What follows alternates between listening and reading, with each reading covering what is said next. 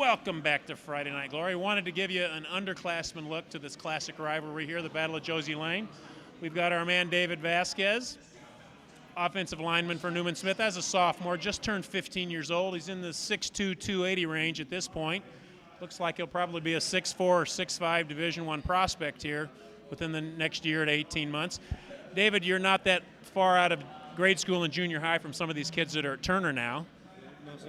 What have you had some strong conversations this week on the telephone and on the computer? Yes, sir. They're like, well, one of my friends called me on Monday, and he was like, "Oh, we're gonna play you next week," and he's also starting as a sophomore.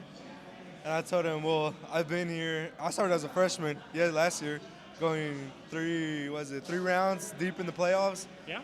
Lost the third And round. he's like, "Do you think you're gonna beat us?" I'm like, "Yes, I'm confident about that." So.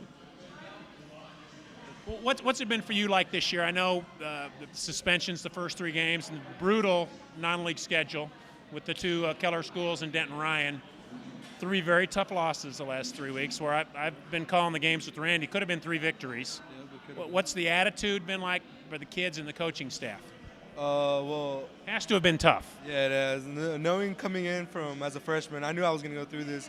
They go through this every year. All this stuff we've been through, we just keep going through it. Attitude's just good, and we just get through it. That's what football is. That's football life, pretty much. 4 games left. If you win out, you'll be 4-3 in district. You'll get in the playoffs. I think it's an achievable goal. Randy in August told me you'd probably lose your first 4 or 5. It's gone to 6 now. Yep. But I really believe you've got a chance to win out and make some noise in state. Yeah, I hope we do go to the playoffs 2 years in a row. Hopefully 4 years in a row for me, freshman, sophomore, junior, and senior year. So I'll be waiting for that too.